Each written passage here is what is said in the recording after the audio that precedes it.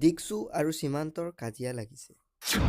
এটা গানক লৈ কাজিয়া দুই সংগীত শিল্পীৰ।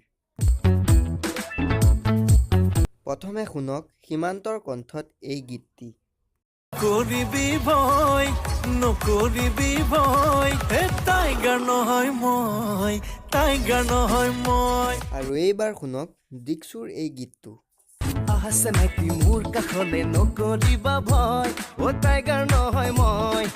আছে নাকি মোৰ কাষলে কিয় কৰা ভয় টাইগাৰ নহয় মই। ভনীতি বুলি তোমাক মতা নাই ভনীতি বুলি মাতি প্ৰেম জচা নাই। অসমীয়া গীতত চলি অহাৰ দৰে ভনীতি বুলি মাতি প্ৰেম জচাৰ দৰে তেনেকুৱা ভুল শপত মই কৰা নাই।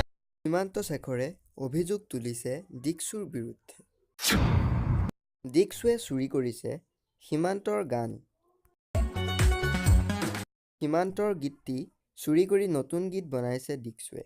আহকচোন সীমান্তই এই প্ৰসংগত কি কয়। তাকে মই নিজে আচৰিত হৈছোঁ যিজন ছিংগাৰে কামটো কৰিছে তেখেত মোৰ খুব ভাল বন্ধু আৰু আচৰিত হৈছোঁ মই তেখেতৰ এটা ফেচবুক লাইভ দেখিলোঁ যোৱাকালি। আচলতে মই সেই গানটো চাই পেলাই তেখেতে কৈ আছে যে এই গানটো অলপ বেলেগকৈ কৰিব চেষ্টা কৰিছোঁ কিবা কৰিব চেষ্টা কৰিছোঁ।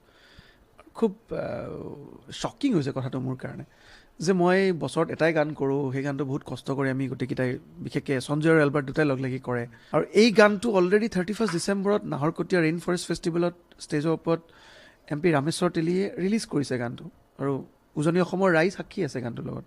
তাৰপিছতো মোৰ গানটোৰ সেই লাইন দুটা কপি কৰি আকৌ মই বেলেগকৈ কিবা এটা কৰিব চেষ্টা কৰিছোঁ বুলি কোৱাটো সঁচাকৈ খুব আশ্চৰ্যজনক হৈছে মোৰ কাৰণে। আৰু মই তেখেতৰ পৰা এইটো বস্তু এক্সপেক্ট নকৰোঁ বিকজ তেখেত এজন ভাল ছিংগাৰ বুলি ভাবোঁ। ইফালে সীমান্ত শেখৰৰ এই অভিযোগ নাকচ কৰিছে দীক্ষুৱে। সীমান্ত শেখৰৰ এই গীতটি শুনাই নাই হেনো দীক্ষুৱে। এটা গীতক লৈ বিতৰ্কত নাম সাঙুৰ খোৱাত দুখ প্ৰকাশ কৰি দীক্ষুৱে ক'লে বিতৰ্কৰ দ্বাৰা জনপ্ৰিয় হোৱাৰ দীক্ষুৰ ইচ্ছা নাই। আচলতে প্ৰথম কথা হ'ল সীমান্তৰ যে তেনেকুৱা কিবা এটা গীত আছিলে মই শুনাই নাছিলোঁ। মই আজিহে এতিয়া আপোনালোক সকলোৱে ফোন কৰাৰ পিছত বা সকলোৱে মোক এনে ফোন কৰি মেছেজো কৰিছে তেতিয়াহে মই গম পালোঁ। আচলতে আজিতো গম পাই পেলাই মোৰ দুখো লাগিছে বহুত, কাৰণ আজিলৈকে মোৰ এনেকুৱা বিষয়ত কেতিয়াও বাদ দিবলগীয়া পৰিস্থিতি অহাই নাই। চ' আজি প্ৰথমবাৰৰ কাৰণে এনেকুৱা এটা পৰিস্থিতি আহিলে। মই আচলতে ইমানবিলাক ভাল ভাল গীত গাই থোৱাৰ পিছত এনেকুৱা ধৰণৰ কিবা এটা কৰি মোক পপুলাৰ হোৱাৰ প্ৰয়োজন মই নাই বুলি ভাবোঁ। আচলতে টপিকটো বেলেগ আছিলে।